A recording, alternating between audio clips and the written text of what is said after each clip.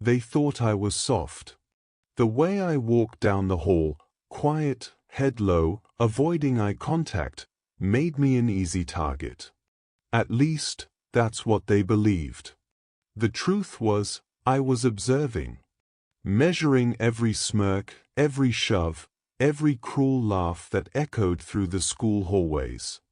I wasn't always like this, silent, withdrawn, pretending not to notice. But after what happened at my old school, I learned that sometimes it's better to watch first, strike later. It all started the day I transferred to Ridgewood High. New town, new school, new uniform, same cruelty. The bullies ran this place like a kingdom, ruled by a guy named Blake Turner, the captain of the football team, whose arrogance was only matched by his cruelty. His girlfriend, Ava, the queen bee, was just as ruthless. They had their little court of loyal followers, kids who laughed too loud and thought popularity was power. When I walked into that school on my first day, wearing a slightly oversized hoodie and carrying an old backpack, I could already feel eyes on me. Whispers. Snickers. Someone muttered, "Fresh meat." I pretended not to hear. Because what they didn't know, what none of them knew, was that I wasn't just another new kid. I had scars they couldn't see. Lessons I'd learned the hard way. And a promise I made to myself after my last school. Never again would I be anyone's victim. That was before they pushed me too far. Before the cafeteria incident. Before the video that changed everything. And before Ridgewood High learned the truth.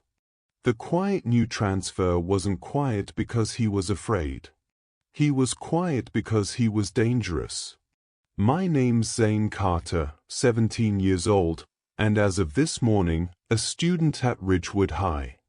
I stood outside the building, staring up at the tall brick walls and the banner that read, "Excellence, Pride, and Unity." Funny. Pride was everywhere, unity was a lie, and excellence, well, that depended on who your parents were. "New kid?" the security guard asked as I walked through the front gate. "Yeah," I replied quietly. "Good luck," he muttered under his breath. Those two words stayed with me as I made my way down the crowded hallway. I could feel it, the tension, the hierarchy, the fake smiles. Every school had its food chain. I'd learned that the hard way. I went straight to my locker, trying to blend in. But you can't really blend in when you're the new face in a school where everyone already knows each other. It didn't take long before trouble found me. A tall guy with a football jacket leaned against the locker beside mine. Blonde hair. Expensive sneakers. Smirk like he owned the world. "Hey," he said, grinning. "You lost, new kid?" I looked up slowly. "No." "Oh, cool. You just look like someone who might be." His friends snickered behind him. "I'm Blake Turner. Quarterback. You'll probably hear that name a lot." I forced a smile. "Yeah. Can't wait." He didn't like my tone. I could tell. His smirk faltered. Then he slammed his locker shut, hard. "Careful how you talk around here, man. Some people don't like smart mouths." "Noted," I said, calmly closing my own locker. As I walked away, I could feel their eyes on me, measuring me, testing me. I knew the type. I'd seen dozens like them before. The kind who fed off intimidation because deep down, they were empty. But Ridgewood was supposed to be my fresh start.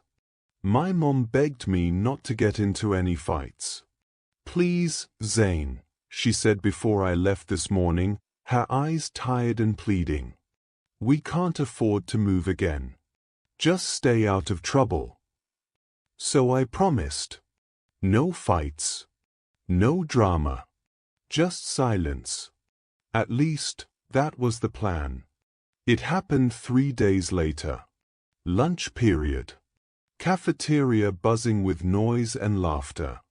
I sat alone at the far corner, earbuds in, pretending to watch something on my phone while eating. Then came the shove. My tray slid, my drink spilled across the table. Blake's voice. Oops. Guess the new guy doesn't know how to sit at our table. I didn't move. Didn't speak. I just looked up at him. Yo, say something, man, one of his friends laughed. What, cat got your tongue? Blake leaned in closer. You think you're better than us, here? Sitting here like you're too good to talk. I met his gaze. Calm. Cold. You done? The table went quiet. Then Blake laughed, a low, mocking sound. You got guts, new kid. Let's see how long that lasts.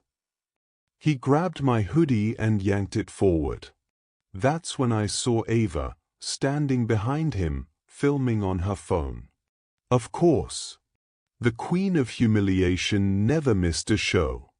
Something inside me snapped, but I didn't move. Not yet. Hey Blake, she teased, careful, you'll break your toy before we even have fun. Everyone laughed. I clenched my jaw. My heart wasn't racing. My blood wasn't boiling. No, everything went still. That stillness. That sharp focus. The one I hadn't felt since the underground gym where I used to train back in my old town. My old coach's words echoed in my head. Real fighters don't start fights. But if one starts, they end it. Blake shoved me again. What are you gonna do, here? That was the last push. Before he could blink, I moved.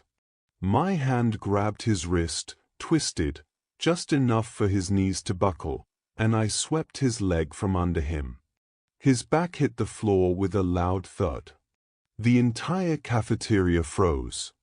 I stood over him, my voice low and steady. Don't touch me again.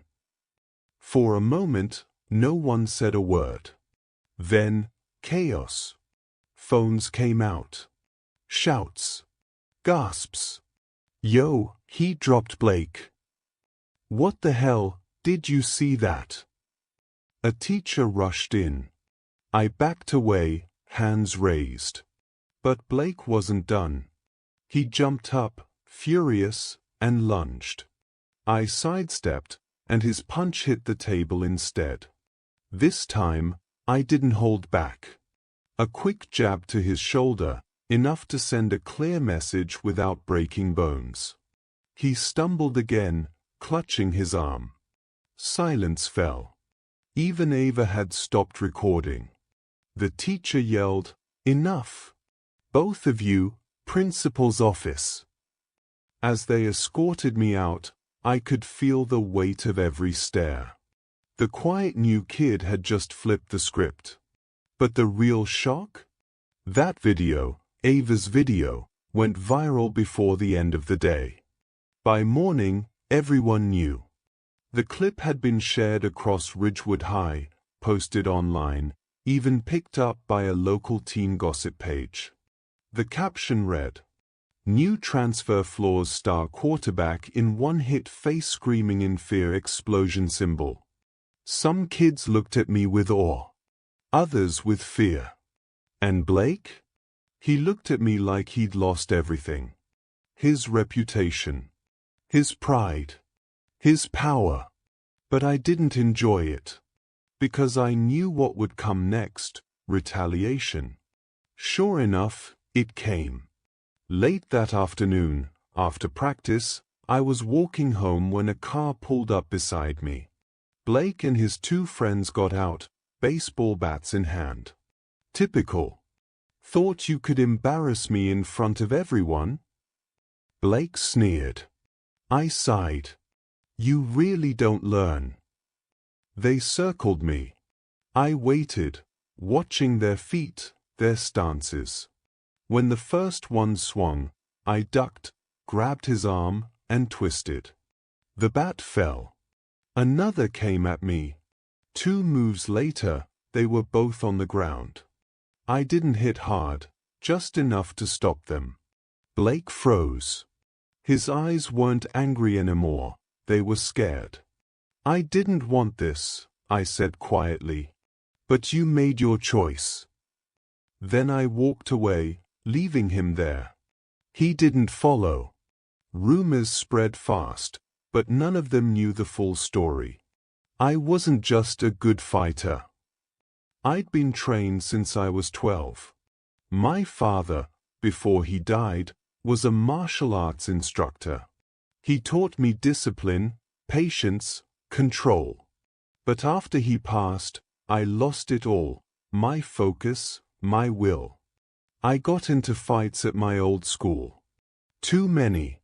Eventually, I got expelled for breaking a senior's jaw after he cornered a freshman. That's why I transferred here. To start over. But some people don't let peace exist. Some people need to see your darkness before they respect your light. So yes, I fought. But this time, I fought differently. No rage. No pride. Just clarity. And when the principal called me in again, this time not to punish me but to talk, he said something I didn't expect. I saw the video, Zane, he said. You defended yourself. But you also stopped before things got ugly. Not many can do that. Then he added, Blake's parents withdrew him from school this morning. I didn't feel joy. Just relief. Maybe now things could be quiet. Weeks passed. No one messed with me again. The same kids who used to laugh when I walked by now nodded silently, or gave a respectful, wide berth in the hall. Even Ava stopped smirking when she saw me. But what surprised me most was what came next. The security guard, the same man who told me good luck my first day, smiled as I passed him one morning. Looks like you made it, kid. I smiled back. Guess I did. Maybe, for once, silence could mean peace, not fear. Because now, everyone at Ridgewood High knew. The quiet ones aren't always weak. Sometimes, they're just waiting for the right moment to remind the world what strength really looks like. Ending line. They called me the new transfer. Now they just call me Zane.